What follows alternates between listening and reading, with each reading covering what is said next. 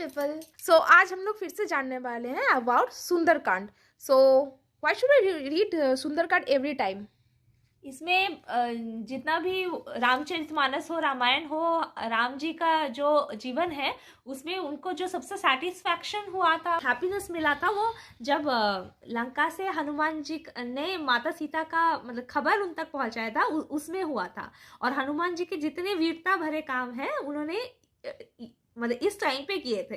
तो इस टाइम पे जो चौपाई जो श्लोक वर्णित है तो उन्हें इसीलिए क्योंकि इतने सुंदर है हनुमान जी के सारी कृति, उसे सुंदरकांड का नाम दिया गया है। तो सुंदरकांड पढ़ने में भी बोलते हैं बहुत बेनिफिट रहता है सबको। निशिचरी एक सिंधु मह रही, करी माया नभु के खग गई।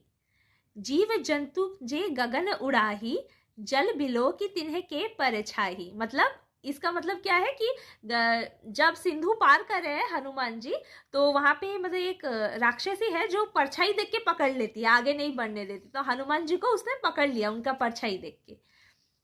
गही छाह सक सो न उड़ाई, एही विधि सदा गगनचर खाई। सोई छल हनुमान कह कीन्हा, तासु कपटु कपि तुरत ही छीन्हा। ताही मारी मारुत सुत बीरा, बारिधि पार गयो मति धीरा। ताहा जाई देखी बन शोभा, गुंजत चंचरीक मधुलोभा। नाना तरु फल फूल सुहाए, खग मृग बृंद देखी न मन भाए। सैल विशाल देखी एक आगे, ता पर ढाई चढ़ेऊ भय त्यागे। उमा न कछु कपि के अधिकाई, प्रभु प्रताप जो काल ही खाई। गिरि पर चढ़ी लंका ते ही देखी, कही न जाई अति दुर्ग विशेषी। अति उत्तंग जल निधि चहु पासा, कनक कोट कर परम प्रकाशा। इसका मतलब भी सुन ले। बोलो। समुद्र में एक राक्षसी रहती थी। वह मायाजाल के द्वारा आकाश में उड़ते हुए पक्षियों को पकड़ लेती थी। आकाश में जो जीव जंतु उड़ा करते थे वे जल में उनकी परछाई देखकर उन्हें पकड़ लेती थी। इस प्रकार वह सदा आकाश में उड़ने वाले जीवों को खाया करती थी। उसने वही छल हनुमान जी के साथ भी करना चाहा। আমি পড়বো। पढ़ो। परंतु वो तुरंत ही उसको कपट पहचान गए।